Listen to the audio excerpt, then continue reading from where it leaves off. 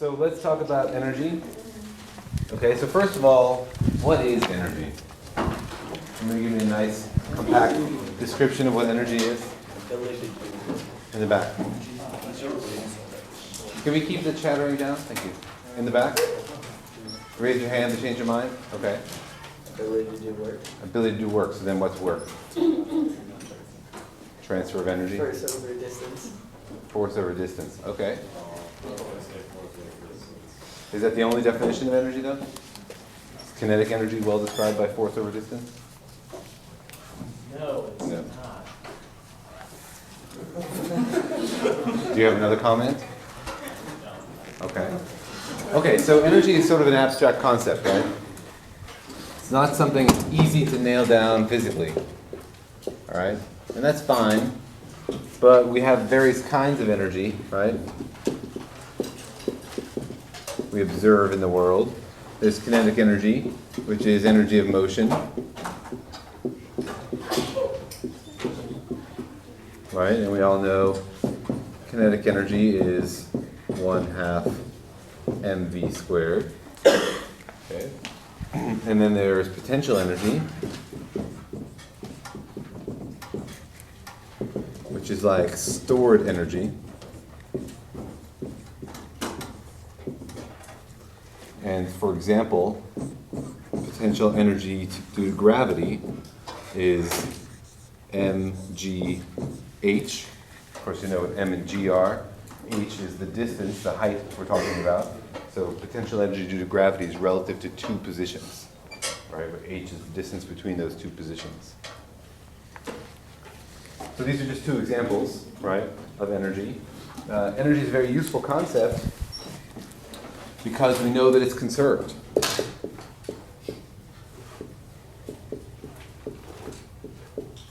Right? Meaning that energy of the universe as a function of time is some number.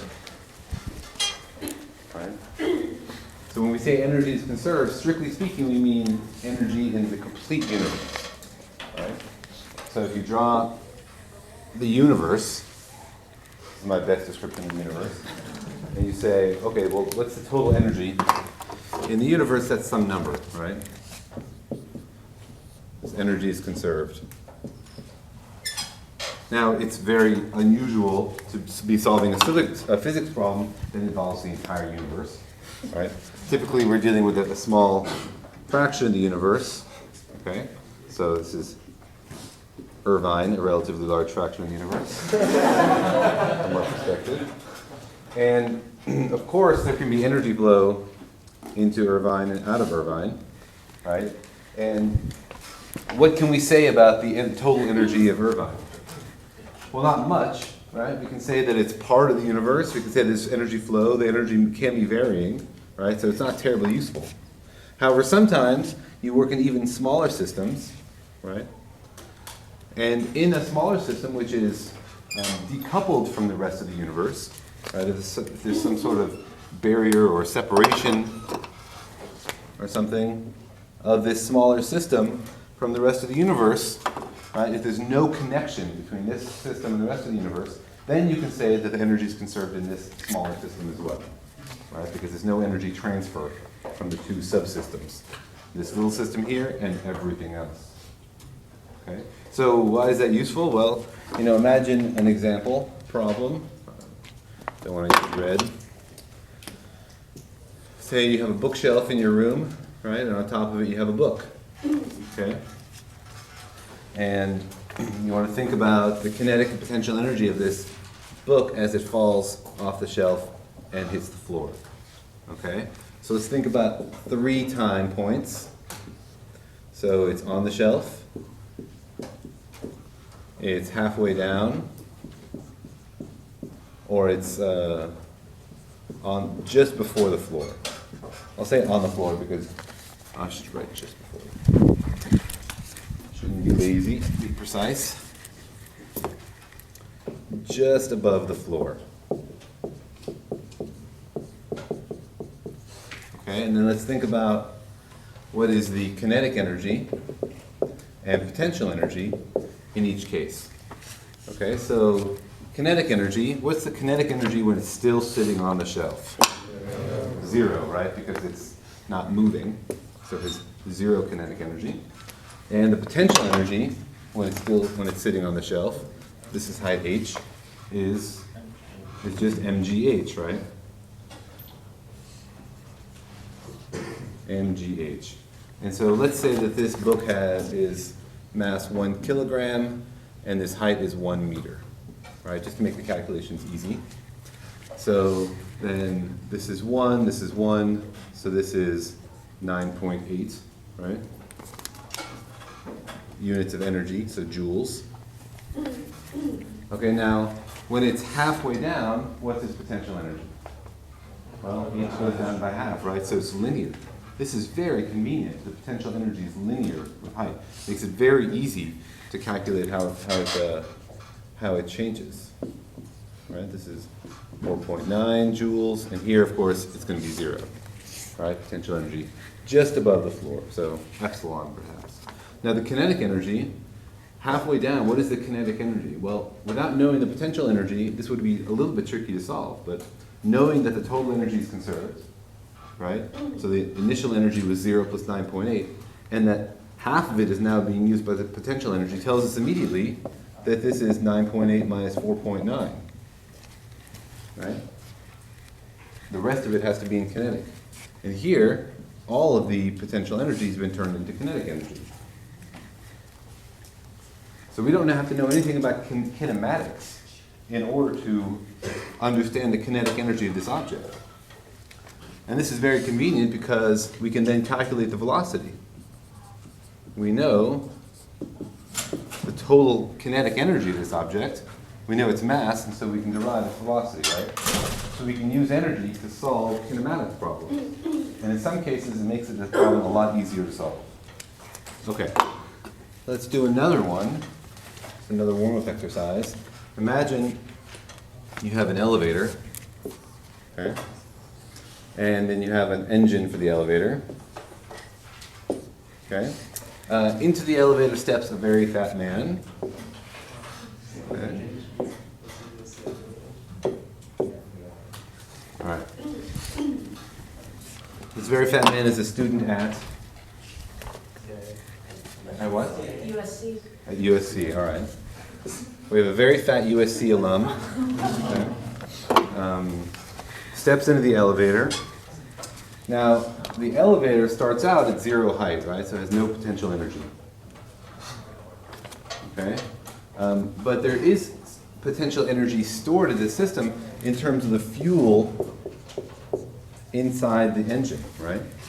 So there's potential energy stored in here. This one currently has no potential energy and no kinetic energy. Right? Now, after some time and some amount of struggle by this engine, right, it manages to push Mr. Fat Booster up a certain amount of distance, right, some height. Okay, now he's gained potential energy. Where does that potential energy come from? It's come from the fuel stored in this engine, right? So you can transfer potential energy into potential energy, or you can transfer potential energy into other forms of potential energy. Okay, now, how much energy has been transferred from here to here? Well, this is what we call the work. Okay, now this is very confusing if you use your brain when you try to think about it. Because work is also a word we know well in English, right? Which means something. It means like I have a job, or boy, that was a lot of work, right? It means something in English. Now forget that it means something in English. We're going to give it a new definition of a word that has a very similar idea. Okay, so like I said, very confusing. So think of this as like the technical definition of work, not the colloquial or English definition of work. Okay, maybe we should like spell it differently. Here we go.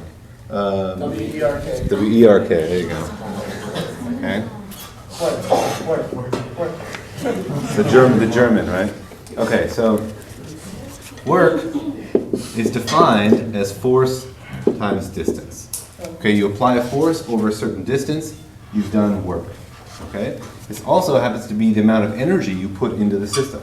So in the case of the elevator, the work here is mg, where m is the mass of Mr. Fatty, g is what we know, and h is the distance over which the elevator has pushed up our heavy gentleman, right? This is the work that's done. It's also the amount of energy transferred. Notice, what is the potential energy of our heavy gentleman after he's been pushed up? Well, potential energy is mgh, right? Well, notice that's exactly how much work it takes to lift somebody up a distance h. Okay, so you put some potential energy into this person, you've done that amount of work, transferred energy from here to here. So work is really just energy transfer. Okay? So here I write this in one dimension. Alright, but often we deal with multidimensional problems. And so we need to generalize work to a two-dimensional system. In order to do that, we have to have one mathematical concept, make sure we're all clear on. You may or may not already know this, but I just want to make sure that we're all thinking about it the same way. Okay, so what is a dot product? Sometimes also called an inner product. Well, if you have two vectors, B and A, for example, then my intuitive notion of what dot product is that it tells you how much of one vector lies along the direction of the other. Essentially, how much do these two have in common? So what you do is you take the projection of B. Now B is a vector. You can break it up into any pair of orthogonal axes, right? And in this case, you can choose the axes along A and perpendicular to A. Okay? All right, so B is the sum of these two blue vectors. This one here, the length of this is the dot product. Okay? This is the magnitude of A dot B, is the length of this vector. The length is the distance from here to here. Okay, the fraction of B which lies in the A direction. Okay? And there are ways to calculate this. I mean, if you just think about the length of this vector, this is B cosine theta, this is B sine theta. So the magnitude of this is A, B cosine theta. Okay? Okay, so this is how we do the dot product. Now you can also do it in components. Right? You can say A dot B is AX BX plus AY BY plus AZ BZ. Right? And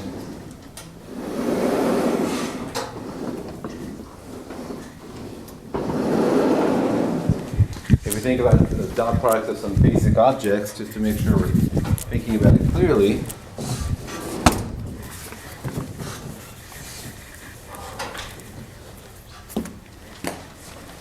dot product of any vector with itself, with the unit vectors, these are normal vectors, right? So if you have a unit vector, I, such that the magnitude of I is 1, then the dot product of I dotted with itself is equal to 1. If you have, so this is I and this is j, if you have an orthogonal unit vector, I dot j is equal to 0. The two vectors who point in perpendicular directions have a 0 dot product, right? Imagine if A and B were orthogonal, then the component of B in the direction of A would be 0, right? Similarly, if you have two vectors which point in exactly the same direction, then their dot product also is simple. In the case that their magnitude are both 1, the dot product is just 1. Okay, before we do dot products, let's just test our intuitive concept of energy, okay? So if you had to answer this question, which of these candies contains more energy, what would you guess?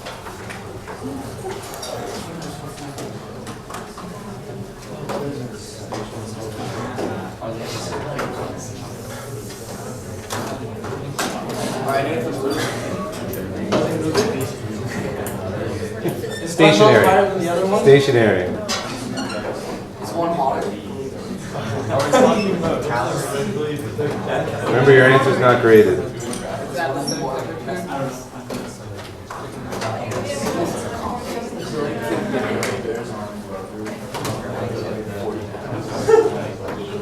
Can we get the side? Can we get the power sounds? Okay, everybody ready? Let's see what your guesses are. Same, huh? Somebody presses E. All right, well, let's see. So this is not the kind of experiment you could actually do in the classroom, but fortunately somebody has already done it. Let's see how long it lasts.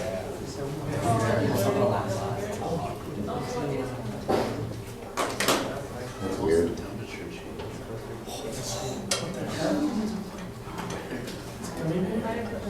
That's a gummy bear.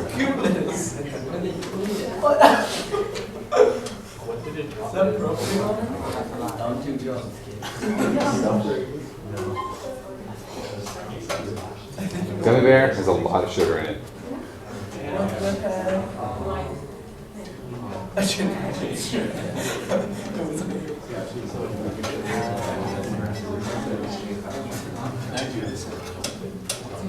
No way.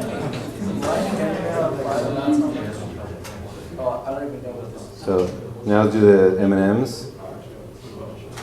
Oh, it's not good. Take a little longer to get lit.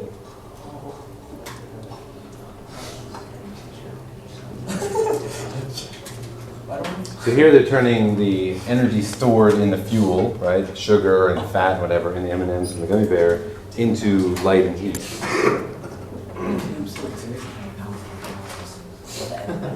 Anyway, as you can see, both of these have a tremendous amount of energy. Looks to me like they're about the same. Why don't we just use gummy bears to power cars? So why don't we just power cars with gummy bears? Yes. Good question. How much energy does it take to create a gummy bear? If we had enormous, vast natural resources of gummy bears, like we dug them up under the ground, I think that would be an excellent idea. If we ever find gummy bears. Yeah. Gummy bear anything. Okay, so let's do another one. Let's genetically modify all bears to turn into gummy bears. Okay, so here are two vectors expressed in terms of their unit components, right? So 5i plus 2j is really just a vector that means 5, 2. 1i plus 5j is a vector that means 1, 5. So what is the dot product?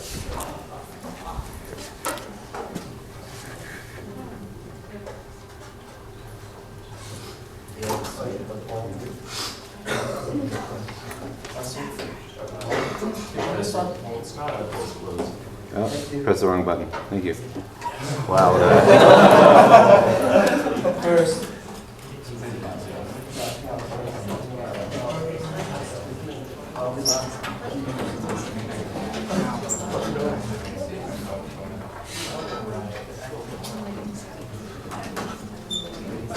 Okay, everybody seems ready.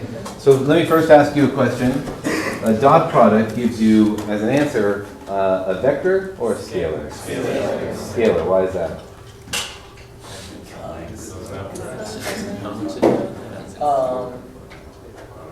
It's just a multiplying the magnitudes of the vectors. Yeah, it's a number, right? It reflects the amount of overlap of the two vectors. It doesn't have a direction. The dot product does not point in any specific direction. It's a scalar, okay? So what does that tell you about answers D and E? They have to be wrong, right? Because they're vectors, okay? So try that again, those of you who voted D or E.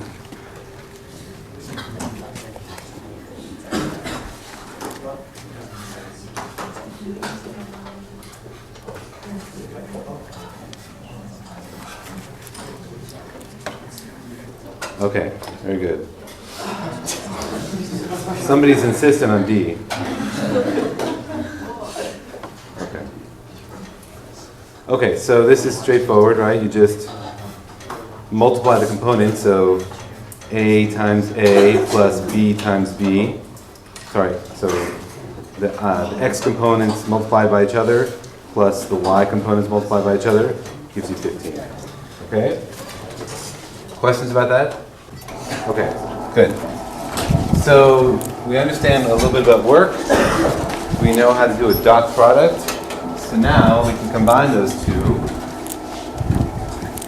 and talk about work in 2 dimensions. Okay? Because I wrote over there somewhere, work is force times distance, right? Now what happens if the force and the displacement are not in the same direction? So say for example, you have a block on a surface, and you pull this block with a force slightly up. Okay? And the block slides some distance along the surface without leaving the surface. Right?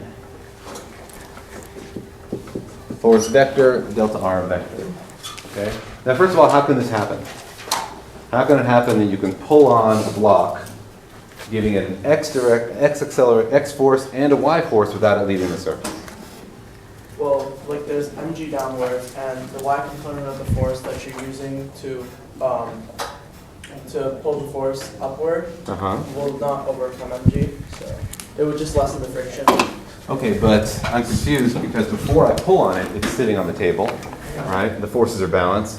All I've done is add another force. Why doesn't that lift it off the table with any tiny amount of force? Because the force that you're sufficing with to take it upwards is taken away from the normal force. That's right. The normal force is reactive. It changes, right? The normal force balances all the forces on the surface.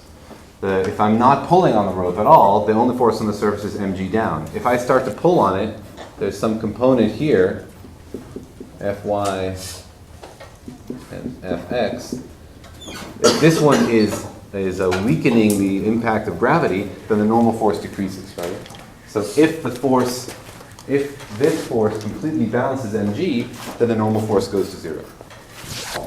Just as a static friction is eventually overcome, could normal force also be overcome? Could normal force be overcome? Sure. Yeah. I mean, you ever crushed something, right? You step on a beach, right? You imprint your foot into the sand. In our models, usually we assume the surface can provide any amount of force to avoid being deformed, unless you're explicitly told. In reality, of course, normal forces have limitations. Otherwise, we would all be like impervious to bullets, right? Which would be pretty cool. Okay. So in this case, right? So it's just good to ask yourself these kind of questions, like, do I understand physically how this makes sense? But in this case, we're talking about the work, right? So the object is dragged in this direction, the force was in this direction, so how do I calculate the work? Well, the work generalized in n dimensions is force dotted with the displacement vector. Okay? So force is a vector, certainly. You can have x, y, z components. Displacement, also remember, is a vector. Here I write delta r to indicate that it started here and it went there. In this case, right, the force is fx, fy, right, dotted with delta r, which is, we'll call it delta r comma 0, which is like a magnitude. Okay, and so you see that only the x component matters here, because it only moved in x. Right, or you can also write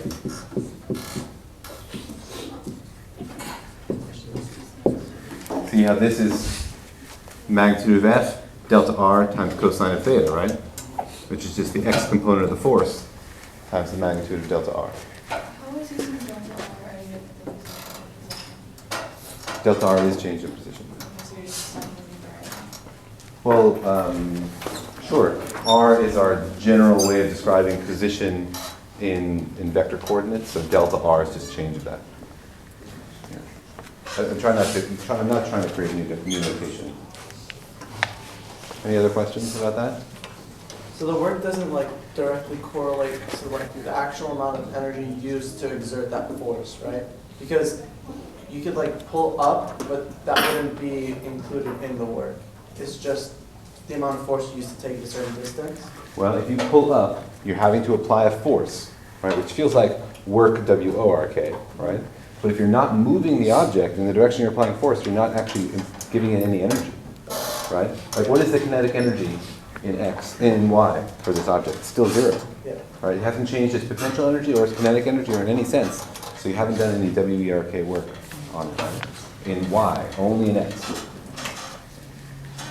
But remember, work is a scalar quantity, right? It's a number, it's an amount, it doesn't have a direction. It has contributions from motion in X, and from motion in Y or motion in Z. But work itself is just a number. If you're pushing on a wall and the wall doesn't move, aren't you technically still doing work? Are you? W-O-R-K or W-E-R-K? Always do. If there's no motion, there's no work.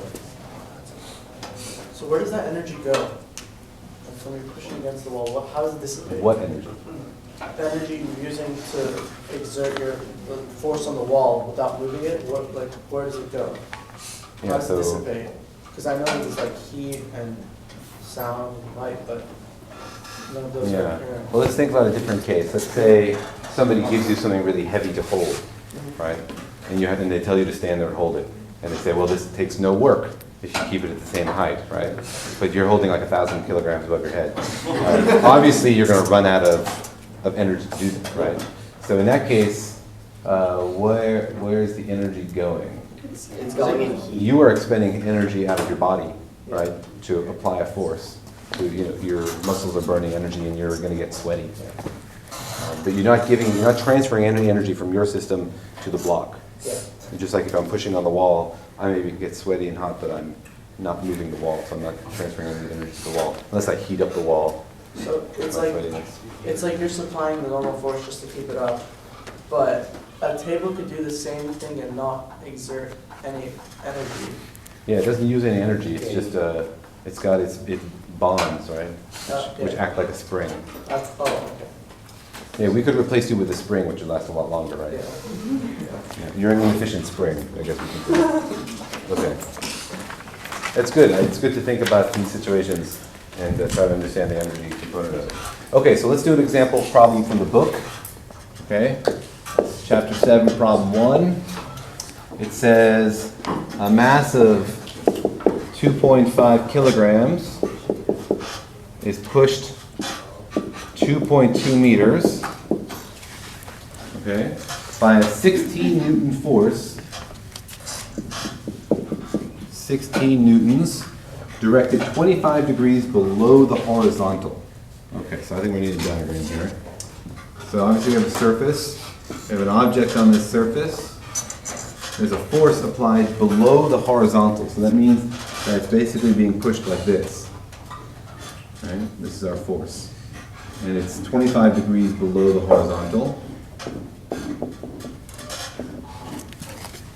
All right, so if you have an object on a surface, you're not just pushing it sideways, you're also slightly pushing it down.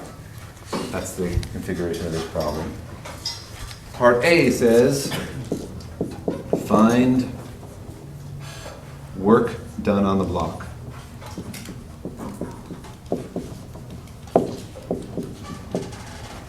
By the applied force, okay? So let's do a free body diagram. Right, we have mg down, we have the normal force, and we have this force here, eta, right? So we have the pushing force here, which has components in x, f cosine theta, and a component in y, f sine theta. Okay, everybody agree those are the three forces in the block, which are then broken down into 4 forces because this one is in 2 different directions. Everybody happy with that? Okay, good. So now it's asking us, what is the work done on the block? So how do we do that?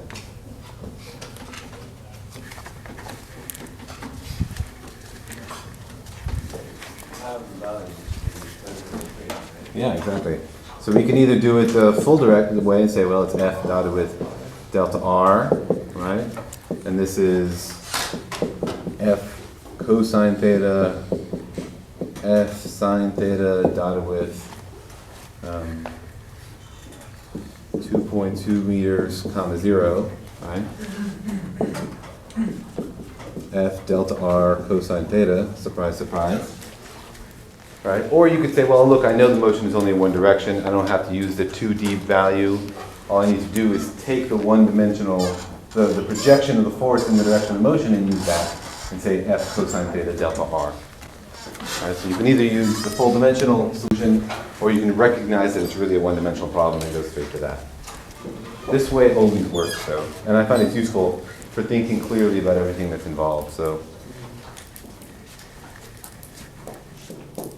okay, next part of the problem is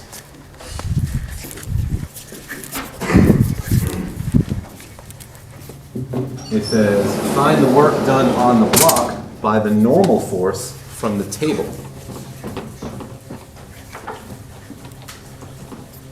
Okay. Find work on the block from the normal force. Okay, so how do we do this one? It's 0, why? The normal force only points in y, and the motion was only in x, right? So we could write it out and say it's the normal force dotted with delta r, but the normal force is 0 in x, and mg minus f sine theta, no, plus f sine theta in y dotted with delta r 0. This is 0 because they have no components in common. Right? So the normal force does no work. Even though, if you imagine it was full of a bunch of tiny little weightlifters, they would be getting sweaty. Right? They're doing no work because it doesn't move in their direction. And then the next part of the problem says... So would you say they're orthogonal? Yeah, they're orthogonal. There's no... Orthogonal just means perpendicular. Orthogonal also means the dot product is 0. That's the definition of orthogonality. Okay, find the work done on the block by gravity. Find work by gravity. Okay, same thing here. So the work is mg dotted with delta r, but g only has a y component, right?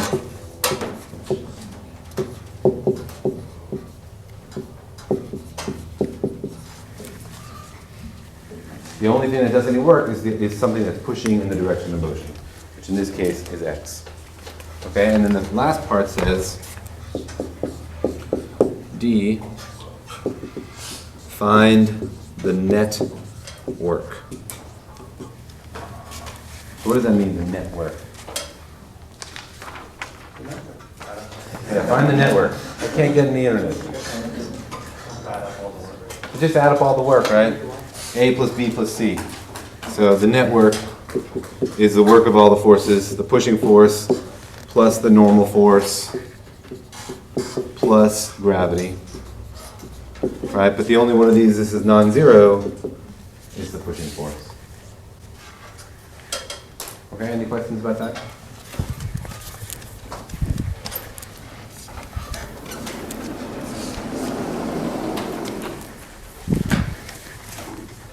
Okay, let's do another one. As usual in physics, the number of concepts are pretty simple, but a lot of the wrinkles come out when you try to apply them to solving actual problems.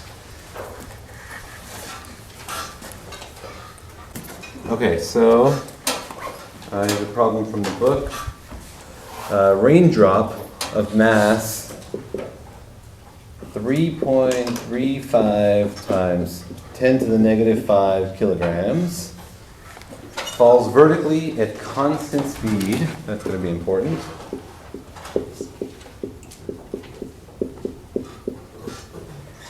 Under the influence of gravity and air resistance.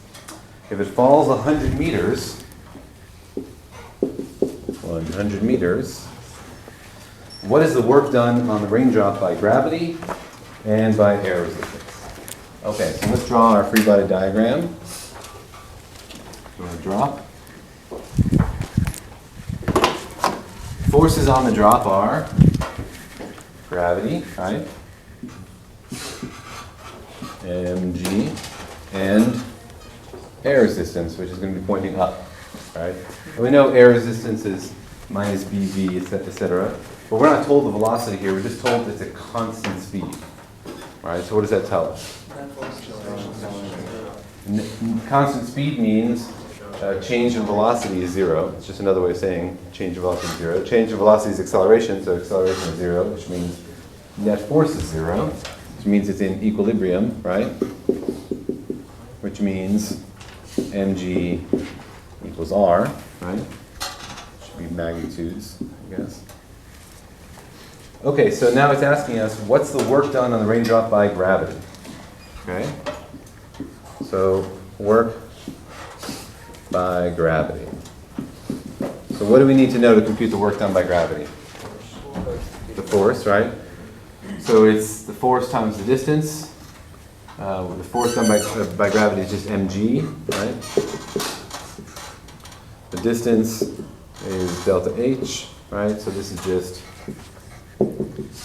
mg delta h, which you could have gotten either by saying work is force times distance, or you could say, well, it's just a change in potential energy. And the change in potential energy is mg times the change in height. Two ways to get to the same answer. Okay, and if you plug this all in, you get 3.3 times 10 to the negative 2 joules. Okay, and the next part of the problem says, what is the work done by air resistance?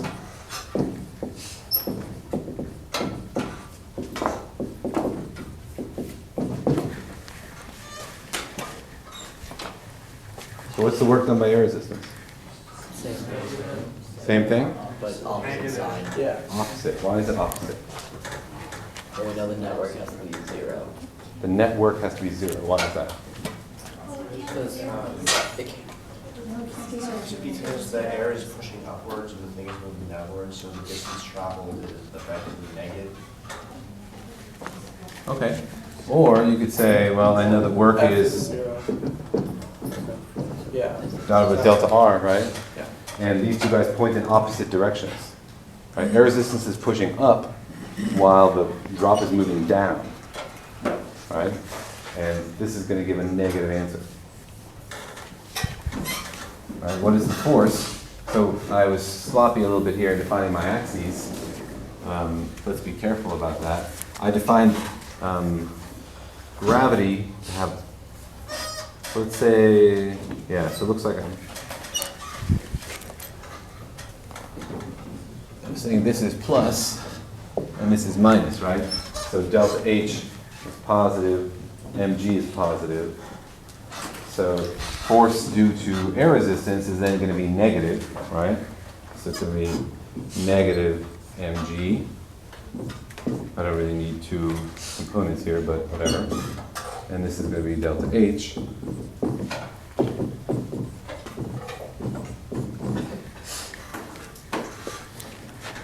All right, so the work done by gravity and the work done by air resistance are opposite to each other.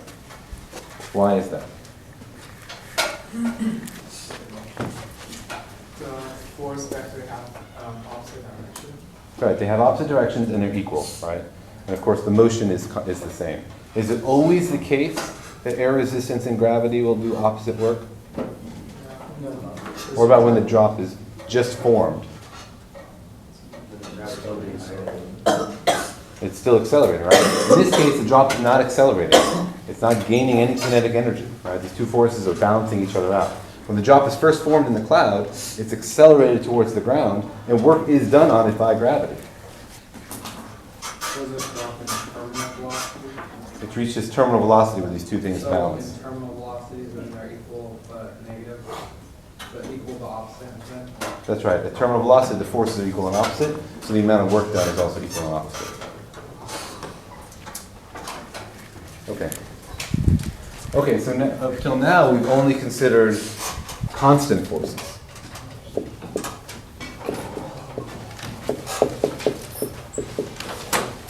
But sometimes the amount of force you apply can vary. You know, so say for example,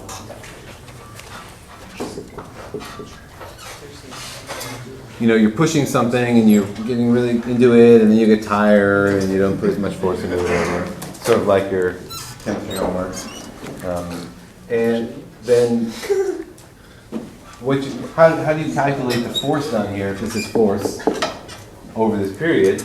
Well, what you can do is say, well, I'm going to approximate in some tiny sliver of space that the amount of, that the force doesn't vary very much over this little sliver. Right? And in this little sliver, I can calculate the work. Right? It's Fx delta x, right? Force times distance. And then the total work for the whole thing is just the sum over all these x's, of Fx delta x. Right? So I can just add all these little slivers up. Now, of course, sometimes the force is varying pretty quickly, so you'd have to take very small slivers to make this approximation valid. And so, of course, in the limit of delta x goes to 0, this just becomes the integral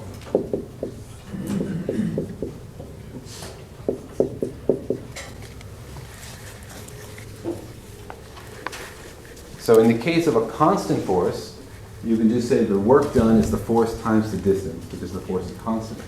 If the force is varying, then you take the force and you integrate it over the distance, from the initial position to the final position. Now if the force is constant, you can also start with this equation. What happens if the force is constant?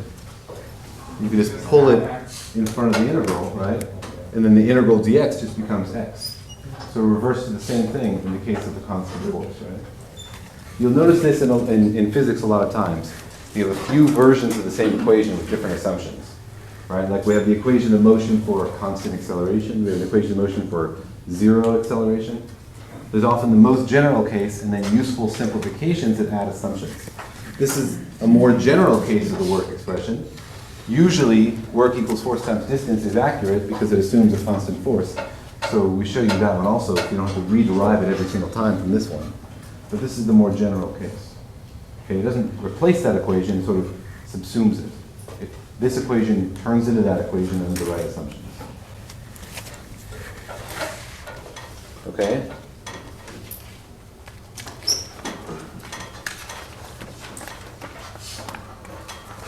Right.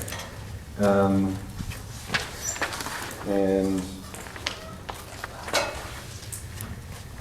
okay, so let's do an example.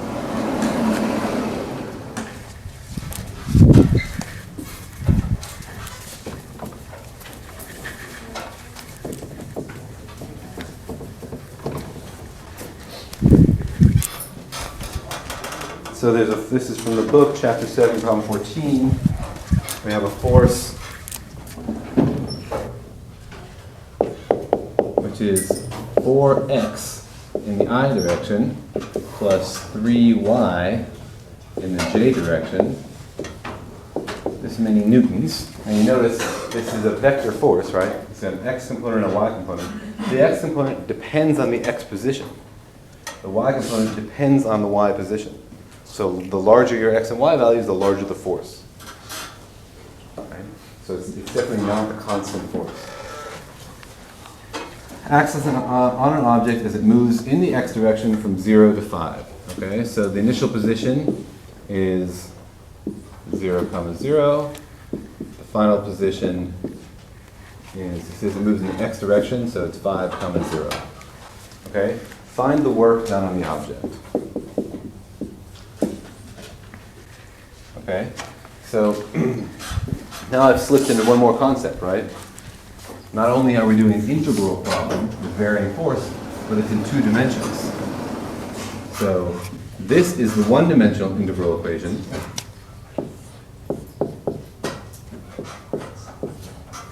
This is the multidimensional one. See, force dotted with delta r. It's an integral where the infinitesimal is a vector. Okay, so that's going to look confusing. Like, what does that mean? How do you integrate dr vector? Well, remember, this is just a shorthand. Okay, this is just a way of writing several things at once. So it's the integral dx fx plus the integral dy fy.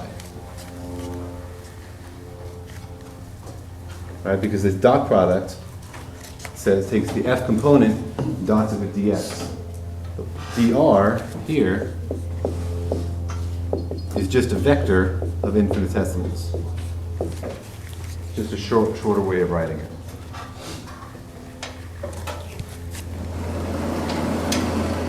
Okay, so let's use that equation here.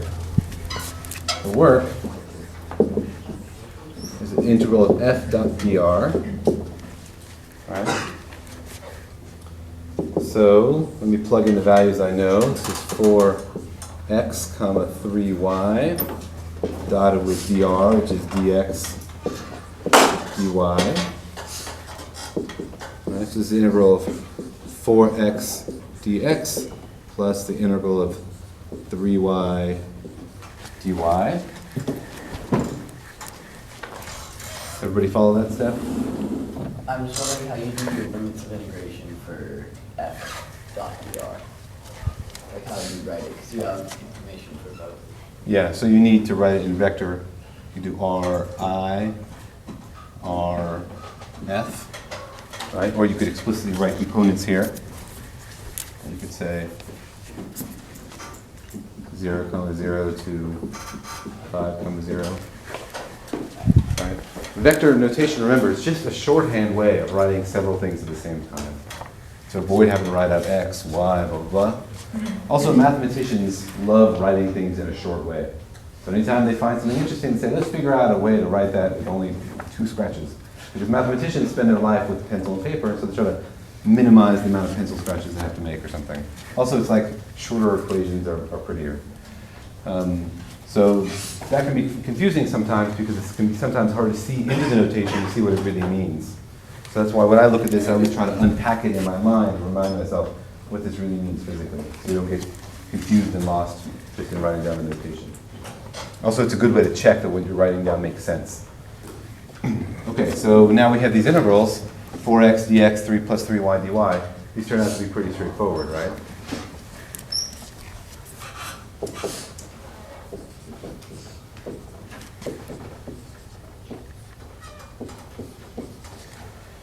And this is evaluated from 0, 0 to 5, 0.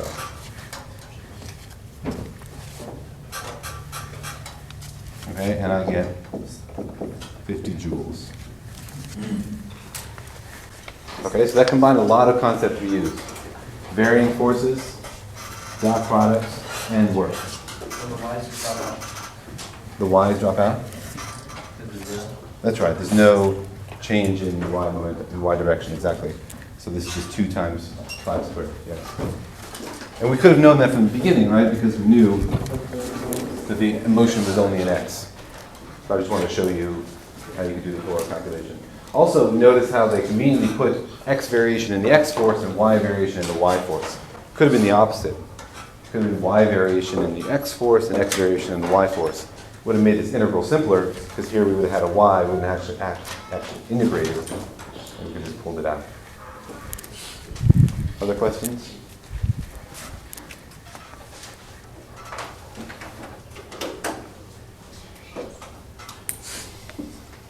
Okay, so let's take our new concepts, energy, work, force, etc., and apply them to a very useful physical system, the spring. So we have a spring, there's a block here, there's a spring attached to the wall. Okay. This is where the spring likes to rest, so we call this x equals 0. Okay. The thing we notice about a spring is that it resists motion from x equals 0. Looks like x equals 6. It resists motion from x equals 0. Okay, meaning that if I pull the spring so the block is here, right? Then the spring applies a force this direction to return the block back to x equals 0. If I push the block over here, then the spring applies a force this way to push the block back to x equals 0. It's very stubborn. Okay, and our model for the force applied by a spring is F equals negative kx. So what does that mean? Well, x equals 0 is defined as the resting point of the spring. So plug in 0 here, you get 0 force. Makes sense. K is just a number associated with every spring. A strong spring has a large K, a weak spring has a soft K, a small K. Now, why the negative sign? Well, let's think about what this force looks like.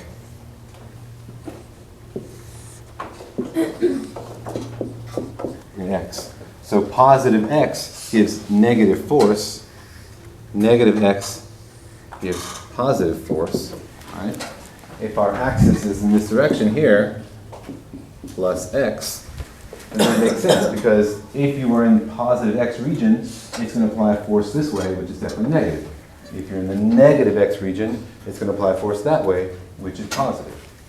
Okay, so a spring resists the motion away from x equals 0. And k is just a constant you can measure for a spring. Depends what the spring is made out of, how tightly it's coiled, etc. So a lot of the complexity of how springs work is encapsulated in just a simple number k. Now you might ask, how true is this? If I go out and I take a real spring in real life and I attach it to some meter and I measure the force at various distances, how well will that work? Well, that's a cool physics problem, right? To test this model. How well does this model work? In this class, we're going to assume the model works perfectly and we're living in a universe where we have ideal springs. But remember that this is a simple model, right? Remember in the first class I talked about how we build simple models to solve problems. It's a simple, very effective model which is mostly going to give us the right answer. And springs actually do behave remarkably well according to this equation. Okay, it's remarkably accurate. Okay? Now, if you want to think about the work done by a spring,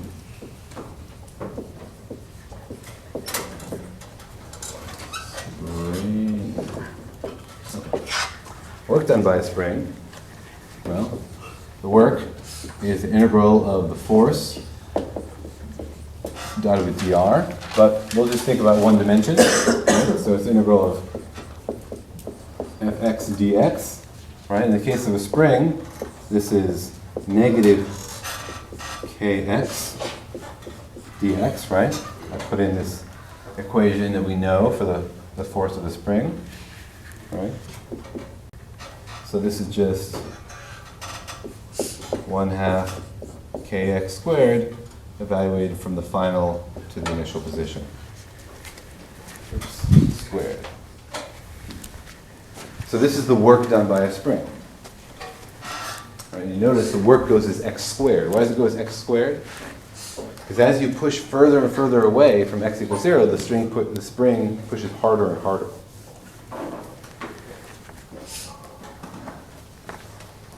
Okay, so let's do an example from the book. So the example says, an archer pulls her bowstring back 40 centimeters by exerting a force that increases uniformly from 0 to 230 newtons. Okay, so we have an archer, pulls her bowstring, here's the bow, here's the string at rest, pulls her bowstring back to some position here, where this is 0.4 meters. Okay? And this we're obviously going to treat as a spring. By exerting a force that increases uniformly from 0 to 230 newtons. What does that mean? Well, if we write the force as a function of distance, right, it means that force at x equals 0 is 0. Force at x equals 0.4 meters is 230 newtons. All right, but let's think carefully about our sign. All right, so let's define positive to be over here, plus x minus x. Okay, so then this is going to be negative 0.4 meters. Right?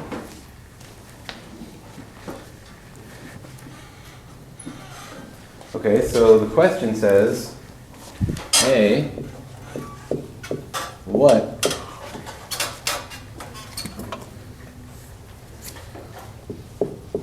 is the spring constant K?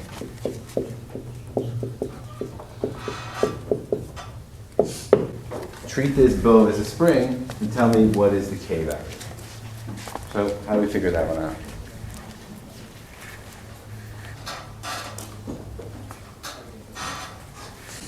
Well, force equals negative kx, right? And we know the force, 230 newtons, is negative k, and we know the distance is negative 0.4 meters, right? So,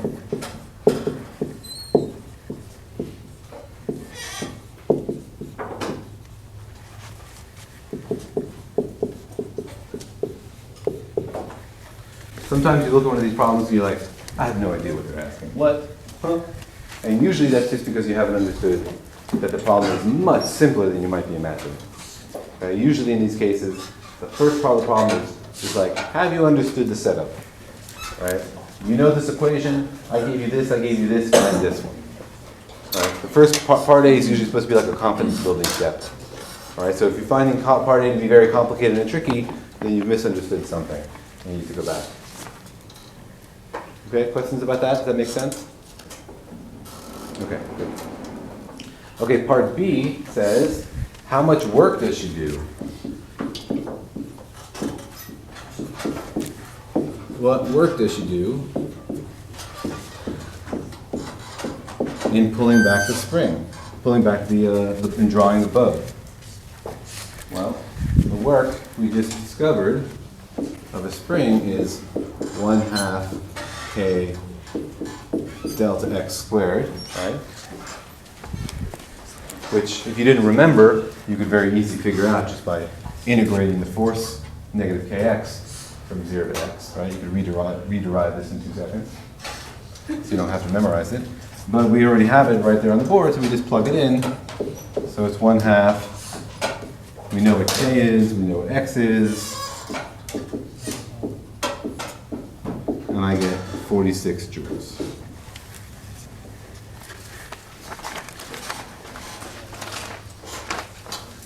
Okay, so you see how solving this kind of problem requires applying the physics model that we just built. And saying like, I see this is definitely a spring problem. I'm going to model it with my model the bow as a spring. And once you've made your decision, I have this physics problem, I'm going to use this mathematical model, you've done all the interesting physics. The rest is just figuring out which parts of the model you have, which parts of the model you need to derive, turning the crank on the equations. The physics is saying, I have this problem, which model will I use? Okay? Okay. All right, and then since we have a little bit more time, I was going to just do a bunch more examples. Unless anybody else has a question. All right. Because chapter 6 has a bunch of sort of crazy problems. So here's chapter 6, problem 11. 4 kilogram ball rotating in the horizontal plane, supported by 2 strings. All right, so this one has some sort of pole here, and then there's a ball, and the ball is being attached by 1 string and by a 2nd string, and it's moving in the horizontal plane, like this.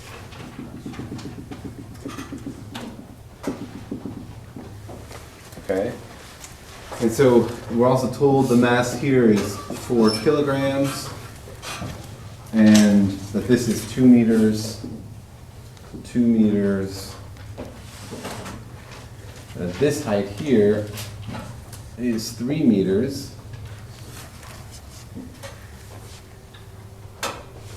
And then it asks us to build a free body diagram and find the tension. Oh, I guess it really says find the tension in the strings. Okay? Find the tensions in the string. Well, the first thing you do is build a free body diagram, right? You have your picture of the problem, which helps you understand what's going on, but we want to understand the motion of the ball, so let's focus on that. So, what are the forces here?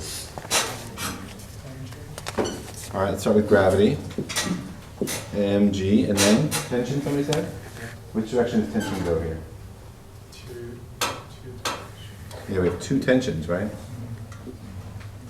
T and T. And let's call this TA and TB. Right? Okay, now these guys are at an angle, so it'd be very handy to know what that angle is, so we could break these guys into components into our force balancing equations, right? How do we figure out what that angle is? Use the triangle. Yeah, we're told this is 2 meters, this is 1.5 meters, so we can figure it out.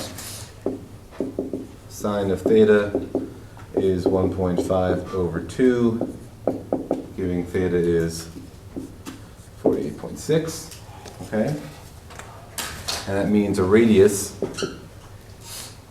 of 2 times cosine theta, so 1.32 meters. So just, this one is R here, because this thing is moving in a circle, right? Okay, so what do we do with that? Well, we want to figure out what TA and TB are. So what we do is we write down the sum of the forces and we figure out what that relates to, right? So in Y, sum of the forces, all right, and let's be careful again about our axes. All right, so this is positive Y, negative Y. I call this positive X. Okay, so in Y, what are the equations? Gravity, right, which is down, negative mg. And then we have TA component, right? TA sine theta minus TB sine theta, right? And what is this whole thing equal to? 0, right? It's moving in a horizontal plane. It doesn't move off the plane, so it's an equilibrium in Y. Okay, so here we have an equation. We know theta, we know m and no g, so we have one equation with two unknowns. Fortunately, we have another component, right? So let's do the x component. Okay, so in this case, the sum of the forces in x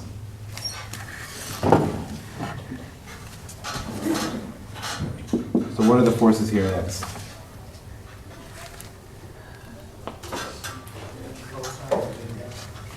So we have two tensions, right? And are they both pointing in the same direction?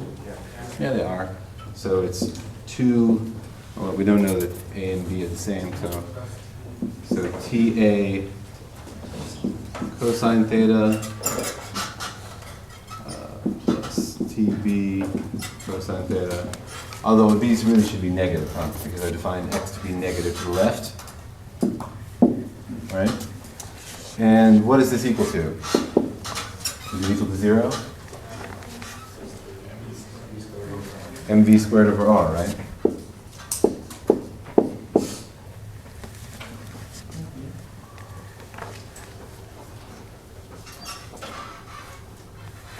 And I forgot that it says up here, rotating with velocity, 6 meters per second. Okay, so now we have two equations. How many unknowns do we have? We know mass, we know velocity, we know radius, we know theta, we don't know TA or TB, which is the point of the problem, right? And now we have two equations and two unknowns.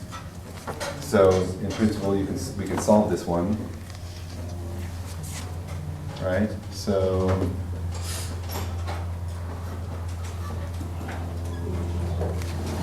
So how do you do it? Well, this one you can write as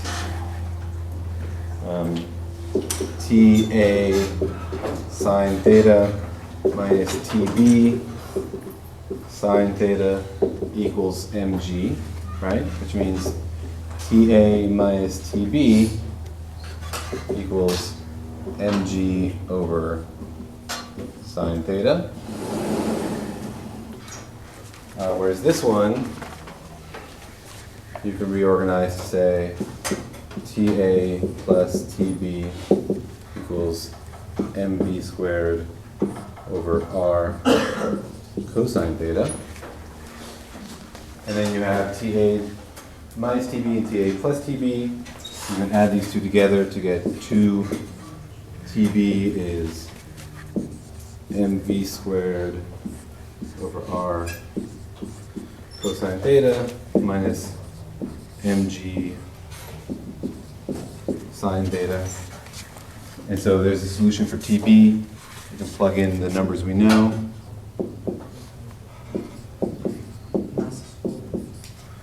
And then you can solve for TA given any of these guys.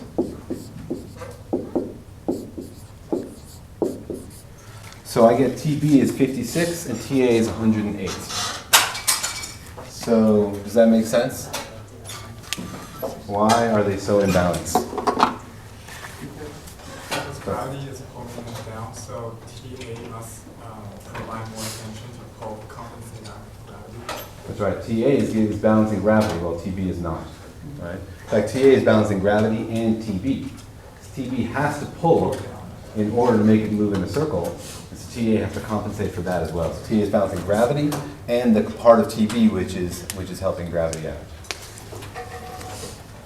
Other questions? Okay. Okay, that's actually the only example I had here.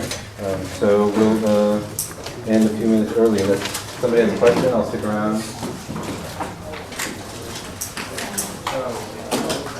is there like rotational work, like if you're standing on the earth, you look on the other side, that's technically, do you work on the earth is spinning? Yeah, there's rotational energy, and you can do rotational work. We'll talk about that later in the course.